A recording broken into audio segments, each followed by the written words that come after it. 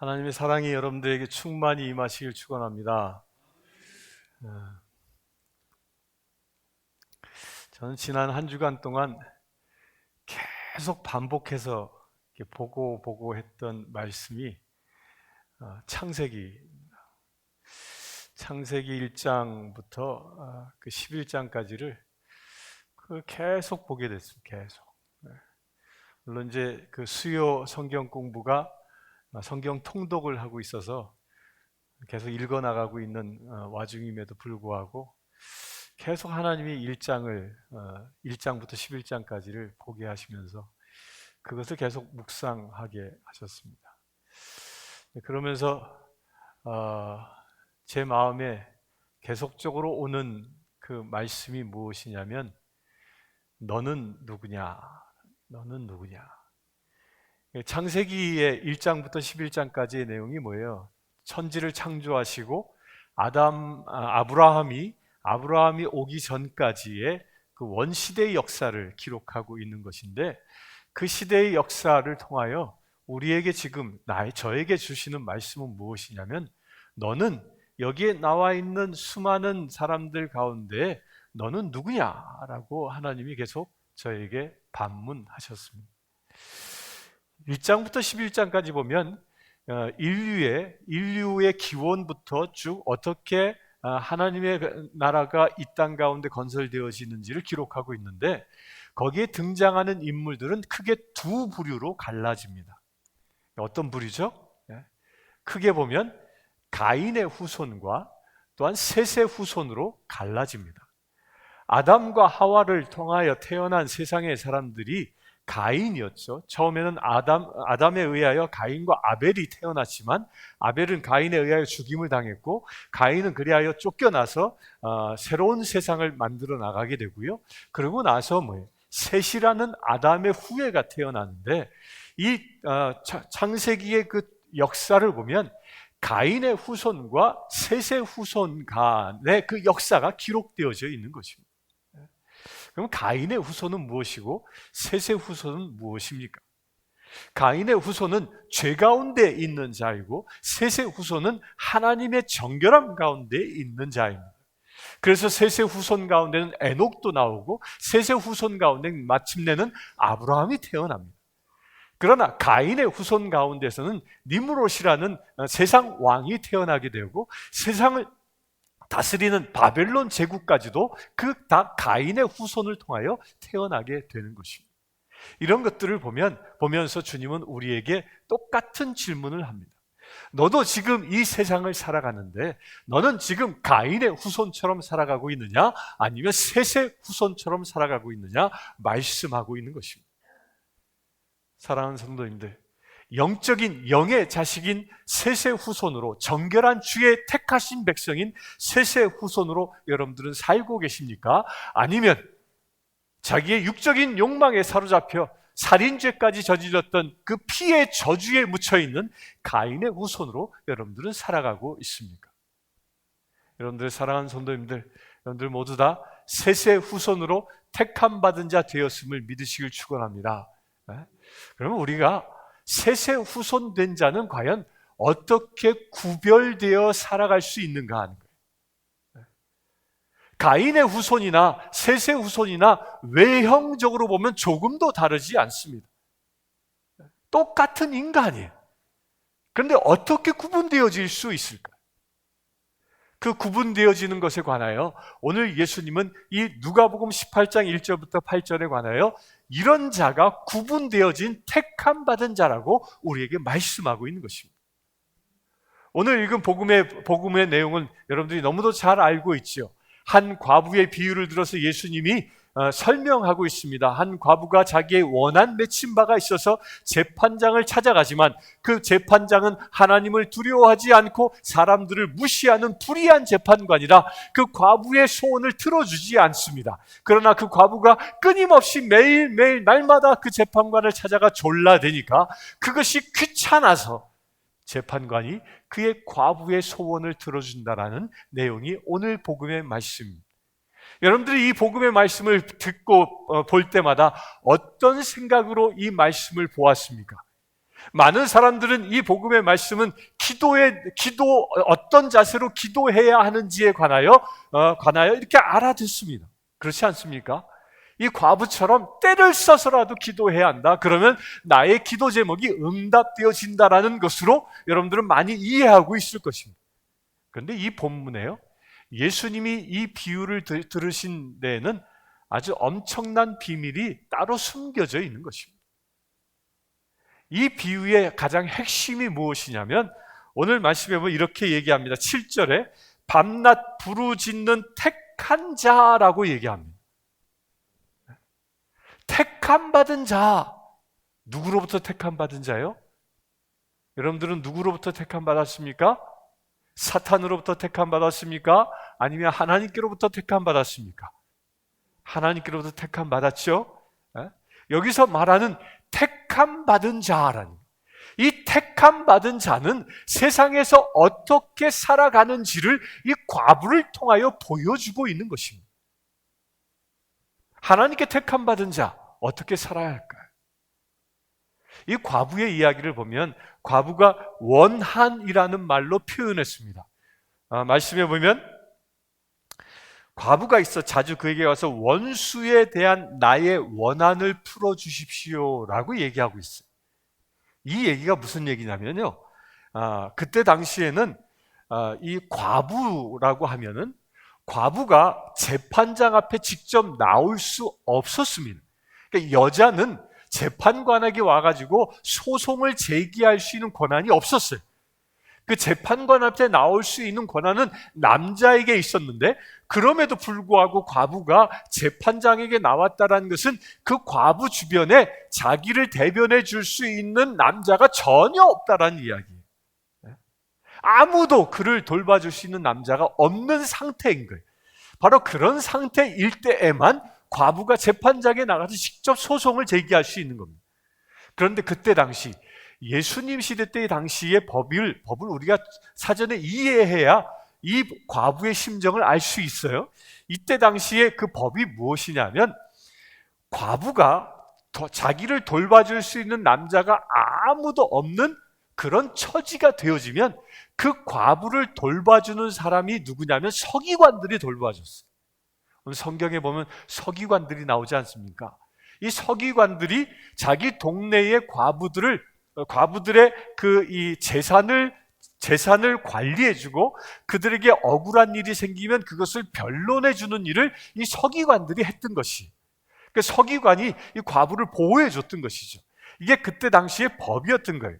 그때 당시에는 이 케투마라는 이 법이 있어서 그 과부가 아주 어렵게 살아가고 있으면 최저의 생활을 할 수 있도록 돌봐줄 수 있는 그런 법적인 제도가 있었던 거예요.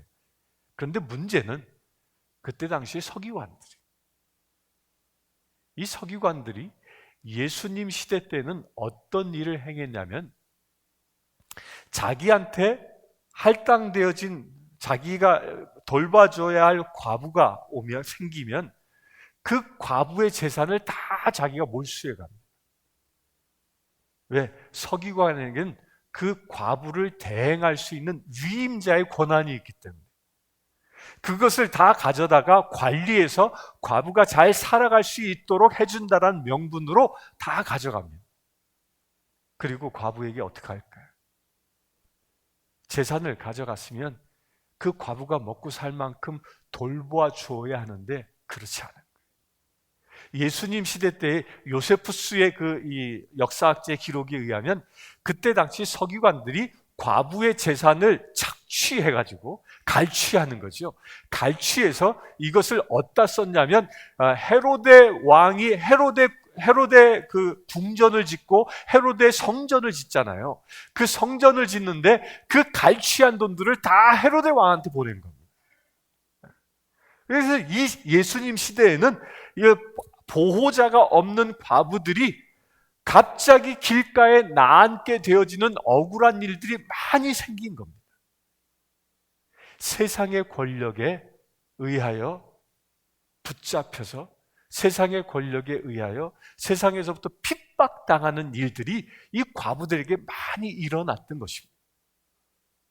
이런 상황을 전제로 예수님이 지금 과부가 재판장에게 소원을 구하는 이야기를 하고 있는 것입니다. 그러니까 이 이야기를 듣는 사람들은요, 금방 딱 알아듣는 것이죠. 알아들을 수 있는 겁니다. 그런데 문제는 이 과부의 이 이야기는요, 마지막 때 택함 받은 자가 이 과부처럼 주님 앞에 나오는 시대가 올 것이라는 예언이 28장 1절부터 8절까지 쓰여 있는 것입니다. 이것은 단순히 기도해야 한다라는 기도의 당위성을 이야기하는 것이 아니라 마지막 때 이런 일들이 일어난다라는 것을 주님이 지금 예언하고 있는 것입니다. 그 답이 어디에 있습니까? 8절에 보면 인자가 올 때에 세상에서 믿음을 보겠느냐? 인자가 올 때, 곧 마지막 때에 이 과부와 같은 믿음을 가진 자를 볼 수 있겠느냐라고 예수님께서 마지막 때 어떤 현상들이 일어날지를 지금 예언하고 있는 것입니다. 마지막 때가 되면요, 택함 받은 주의 백성들은 이 예수님 시대의 과부들처럼 우리의 가진 모든 것을 빼앗기는 날이 올 것이다라는 그 어마어마한 예언인 것입니다. 이 예언이요, 요한계시록에서는 어떻게 가르치고 있습니까? 요한계시록에서는 마지막 때가 되어지면 사탄이 사람들의 이마나 손등에다가 666 표지를 주고 그것을 받지 아니하는 사람들은 아무도 물건을 사고도 팔지도 못하는 시대가 올 것이다 라고 예언하고 있습니다. 이게 무엇이에요? 과부처럼, 예수님 시대의 과부처럼 마지막 때가 되어지면 내가 가진 모든 재산이 몰수되어지는 날이 올 것이라는 거예요. 여러분들, 그 날이요, 아주 멀리 있을 것 같습니까? 저 지난주에 우리 한 안수 집사님이 그 식사를 하면서 그런 얘기를 언뜻 제 옆에 앉아서 그러시더라고요. 지금은 비트코인에다가 투자해야 할 때입니다. 이런 얘기를 해요. 그런데 비트코인이 뭔지 아세요? 요즘 그냥 비트코인이, 그래서 그 얘기 듣고 요즘 비트코인 가격이 얼마나 나가나 하고 인터넷에 올라가서 보니까 비트코인 하나의 값이 $8,000? 코인 하나의 값이 $8,000예요. 그런데 비트코인이 뭔지 아세요? 가상화폐라는 거예요. 가상화폐. 이 가상화폐가 뭔지 아십니까? 가상화폐가 왜 지금 등장하고 있는지 아세요? 지금 우리가 쓰고 있는 이 달러, 이 종이 지폐들을 다 없애버리고 가상화폐로 모든 결제 수단을 전환하겠다는 그 예행 연습을 지금 비트코인을 통해서 하고 있는 거예요. 이 비트코인을 사용해서 지금 나라를 운영하고 있는 곳이 어디냐? 북한이 그럴 거예요. 북한이 어마어마한 핵을 개발하고 로켓을 쏘고 거기에 엄청난 돈이 들어가는데 그 돈 다 어디서 나오는지 아세요? 그게 다 비트코인이에요. 달러가 들어갈 수 있는 길을 북한을 이미 다 트럼프가 막아버렸어. 그럼에도 불구하고 최첨단 미사일을 쏴대는 그 돈이 어디서 나왔냐? 그 비트코인 통해서 하는 거예요. 여러분들요, 이제 그 비트코인과 같은 가상화폐가 우리의 모든 결제 수단이 되는 날이 멀지 않았다는 거예요. 그렇게 되어지면 비트코인은 어떻게 사용되어지느냐? 정말 우리의 이마에 아니면 우리의 손등에 그 비트코인을 쓸 수 있는 표징을 받지 아니하면 아무것도 사지도 팔 수 없는 시대가 온다는 거예요. 여러분들, 아무리 $100짜리 지폐를 금고에다 많이 쌓아놔도 그거 휴지 조각 되고 만다는 거예요. 그런 시대가 곧 온다고 예언하고 있는 거예요. 이 18장의 말씀이 왜 마지막 때의 예언이냐면요, 그 바로 17장에 나와 있는 말씀, 우리가 지난주에 봤던 말씀과 오늘 읽은 말씀의 그 중간의 말씀들이 마지막 때에 관하여 증언하고 있는 거예요. 그 마지막 때에 관하여 증언하면서 17장 마지막 절에 뭐라고 얘기하냐면 제자들이 그 마지막 때가 이루어지는 주여 어디 오니까 마지막 때가 온다고 하는데 제자들은 그 때가 시간을 묻는 것이 아니라 장소를 묻습니다. 어떤 장소에서 그런 때가 임하냐고 묻고 있는 거예요. 그때 37절에 예수님은 뭐라 대답하시냐면 죽음 있는 곳에는 독수리가 모이느니라. 마지막 때가 무엇이에요? 수많은 사람들이 죽어가는 그때에, 그런 때가, 그렇게 수많은 사람들이 죽어가는 장소, 그렇게 많은 사람들이 죽어가면 그것이 바로 마지막 때이라는 것이, 그 비밀을 이 성경에서는 이야기하고 있는 것입니다. 이 무시무시한 마지막 때, 그 마지막 때는 주님께서도 말씀하셨습니다. 마지막에는 불로 세상을 심판할 것이다 얘기하셨습니다. 수많은 사람들이 하나님의 그 유황불과 같은 엄청난 불심판으로 세상의 사람들이 죽어 나갈 것입니다. 그것을 예수님이 이렇게 예언하고 있습니다.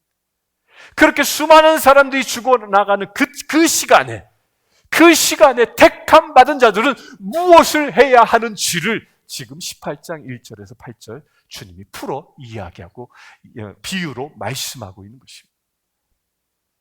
사랑하는 성도님들, 지금 우리가요, 이 시대는 그냥 매일 하루 일어나서 똑같은 나날을 반복하며 그렇게 무료하게 세상을 보내는 그런 시기가 아닌 거예요. 오늘도 어제처럼, 오늘도 내일처럼 그렇게 살아가는 것이 아닌 거예요. 지금 이 시대는 어떤 시대예요? 정말 마지막 때가 다가오는 시대입니다. 성경을 굳이 보지 아니어도 뉴스만 봐도요, 어마어마한 기상재해가 세상을 덮치고 있지 않습니까? 수많은 환란들이 세상을 어지럽히고 있지 않습니까? 이 마지막 때 정말 택함 받은 세세 자손으로 택함 받은 이 마지막 때에 우리들이 해야 할 일이 무엇인지를 주님은 이렇게 얘기합니다. 뭐라고 얘기하십니까? 18장 1절에 답이 있습니다. 항상 기도하라 얘기합니다. 항상 기도하라. 왜 기도가 중요한지 아십니까? 저는 지금 2주차 이 제대에서 밤을 지새면서 기도하고 있는데 참 기도 쉽지 않아요. 목표가 하루에 최소한 12시간을 하나님 앞에 엎드려 보자 기도하고 있는데 그 쉽지 않아요. 기도하다 보면 딴 생각도 나고, 기도하다 보면 또 졸리기도 하고, 기도하다 보면 몸이 지치기도 하고.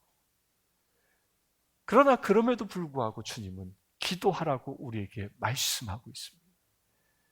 왜 마지막 때 기도가 이처럼 중요하냐면요, 기도는 하나님과 나와의 대화이고 하나님과 나와의 호흡이기 때문에 그렇습니다. 하나님과 나와의 대화란 무엇입니까? 늘 하나님과 내가 함께 있다라는 그 믿음의 표현인 것입니다. 내가 직장에서나, 내가 가정에서나, 내가 교회에서나, 내가 친구를 만나서거나 어느 자리에 있던 하나님과 대화하는 삶을 살아가는 자가 택함 받은 자의 모습이라는 거죠. 왜요? 하나님과 동행하는 믿음의 징표이기 때문입니다. 사랑하는 성도님들, 여러분들이 사랑하는 사람과 늘 옆에 함께 지내고 있다면 여러분들은 그 사랑하는 사람과 어떻게 그 사랑을 표현합니까? 우리 곽인 집사님 보면 제가 아주 그냥 감동을 받는 액션을 절 만날 때마다 하셔요. 뭘 하시냐면 이렇게 오른손으로 악수를 딱 하면 왼손으로 제 등을 착 쓰다듬어 주셔요. 근데 그게 처음엔 좀 어색했어요. 근데 오늘도 저기서 이렇게 딱 만났는데 로비에서 또 이렇게 하시는 거예요. 근데 그 손길이 그렇게 따뜻할 수 없어요. 굉장히 따뜻하더라고요. 사랑하는 사람을 만나면요, 사랑한다 고백하고 그렇게 쓰다듬어주고 안아주고 하는 거죠. 하나님이 지금 나와 함께하고 계시다면, 내가 그토록 사랑하시는 하나님이 나와 함께하시다면, 여러분들 그분을 어떻게 대하시겠습니까? 손을 잡고 끌어안고 사랑의 고백을 하고 나의 모든 것을 그분께 드리겠습니까? 아니면 투명인간 취급해버리겠습니까? 마지막 때에 다가올수록 택함 받은 자는 나와 함께 하시는 그분과 더불어 함께 대화하기를 원하시는 것입니다. 하나님은 말씀하시는 분이십니다. 그러기에 주님은 말씀으로 세상을 창조하시기까지 하셨습니다. 하나님은 우리의 인간에게만 언어를 주셔서 하나님과 소통할 수 있는 길을 주셨습니다. 왜? 당신과 함께 기도로 대화하기 위해서. 나와 함께 이야기 나누라고 주님은 우리에게 언어를 주신 것이죠. 사랑하는 성도님들, 주님이 주신 언어, 주님이 주신 그 말씀을 주님과 함께 나누실 주의 이름 축원합니다. 그래서 주님께로부터 주님과 더불어 함께 나누고 기도하는 자는요, 그가 입을 열면 무슨 이야기를 할까요? 하나님의 말씀을 전하게 되어져 있습니다. 오늘 과부가 원한을 풀어달라고 이야기하고 있는데, 이 원한은 영적으로는 어떤 원한이냐면 사단이 그를 붙잡고 있는 그 묶임을 이야기하는 겁니다. 예수님 시대 때의 그 서기관들로 통하여 사단이 그 과부의 모든 재산을 갈취해가고 그를 묶어버린 그 사단의 전략을 이야기하는 겁니다. 그 사단으로부터 묶여있는 것들을 풀어달라고 재판장에게 찾아와서 간구하는 것처럼, 우리가 세상을 살아가면서 세상으로부터 묶여있는 그 사단의 묶임으로부터 내가 자유하게 해달라고 하나님께 먼저 간구해야 한다는 것입니다. 기도하면 할수록이요, 제가 금식 기도하는 이유는 가장 큰 건 한 가지예요. 물론 기도하면서 우리 성도님들 명부를 갖다 놓고 계속 기도하고요, 교회를 위해서 기도하지만 가장 중요한 기도는 제가 주 안에서 자유하게 해달라, 제 안에 있는 혹여 사단의 묶임이 있다면 그 모든 묶임이 끊어지게 해달라고 그렇게 간구합니다. 그렇게 간구하니까 사실 기도하면서 제가 얼마나 많이 묶여있는 사람인가를 발견하기도 합니다. 강하고 담대하라 했는데 소심해 있는 모습, 항상 기뻐하라 했는데 침체되어 있는 모습들, 이게 다 묶여있는 것들이죠. 그 묶여있는 원수가 우리를 묶은 그 원한을 누가 풀어주실 수 있다고요? 누가 풀어주실 수 있다고요? 하나님께서 풀어주실 수 있는 것입니다. 오직 나의 모든 묶임을 하나님께 간구할 때, 하나님께 드릴 때 하나님은 그 묶임을 풀어주셔서 우리로 하여금 자유한 주의 백성 될 수 있도록 만드신다는 것입니다. 그렇게 자유한 자 되어진 때에 마지막 때가 오게 되어지면 그 마지막 때를 두려워하지 아니하고 마지막 때를 이길 수 있는 믿음의 사람이 되어지는 것입니다. 그런데 문제는 뭡니까?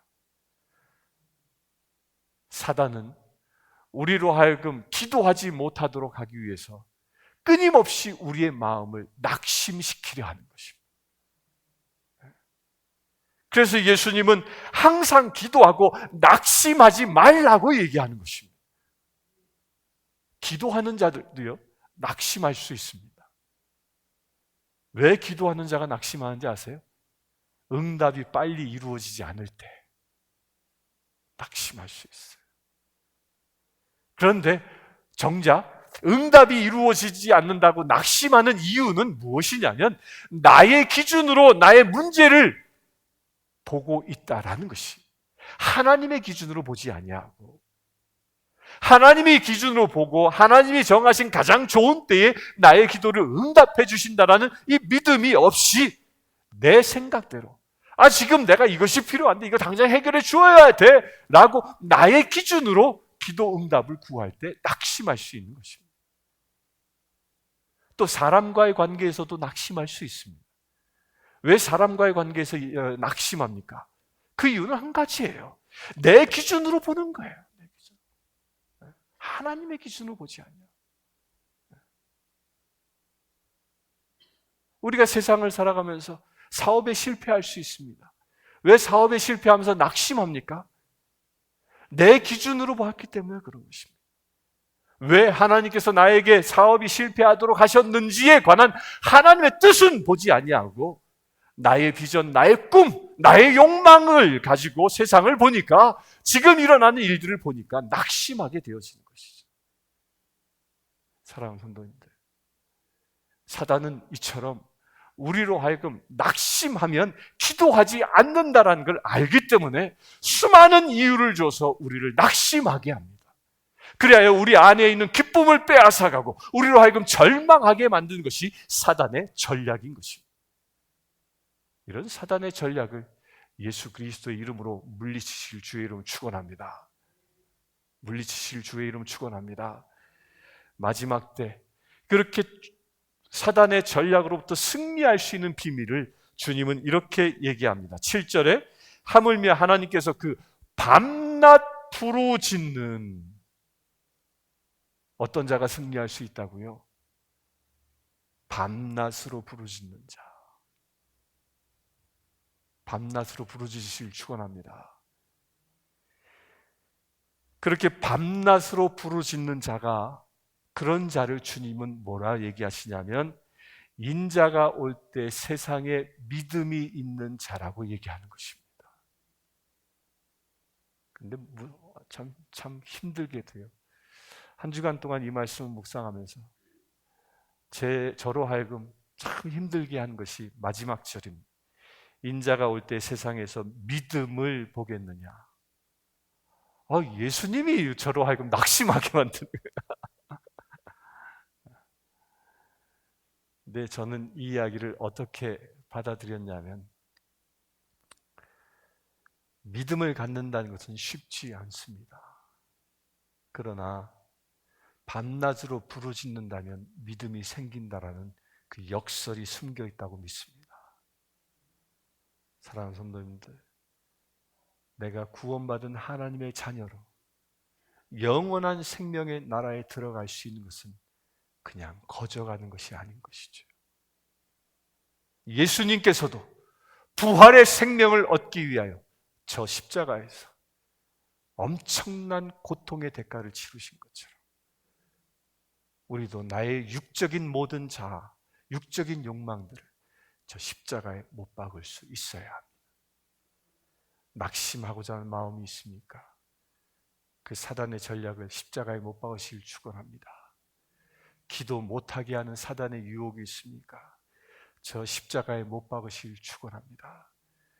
여러분들 그 모든 것을 십자가에 못 박을 때 여러분들의 심령 안에는 믿음의 믿음이 더해지는 일이 일어날 것이고, 그렇게 믿음의 사람이 되어져 인자가 오실 때 주님께로부터 들려움 받을 수 있는 하나님의 귀한 자녀 되어질 줄 믿습니다. 성부와 성자와 성령의 이름으로 말씀드렸습니다. 자, 기도하겠습니다. 주 아버지 하나님,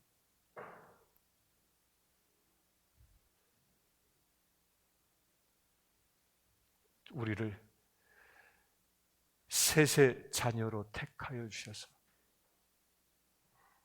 주님께 택함 받은 주의 백성 되게 하심을 감사합니다. 이제 여기에 머리 숙인 주의 사랑하는 지체들 한 사람 한 사람마다 과부의 원한을 풀어주신 것처럼 우리의 모든 묶임들을 풀어주시옵소서. 모든 사단의 묶임을 풀어주시옵소서. 온전히 주의 사랑하는 자녀들로 거듭나는 믿음의 백성 되게 하여 주시옵소서. 그래, 인자가 오실 그날에 여기에 모인 모든 심령들이 주님께 들리움 받아 새하늘과 새 땅의 주인 되어지는 귀한 믿음의 자녀들 되게 하여 주시옵소서. 예수 그리스도의 이름으로 기도드리옵나이다.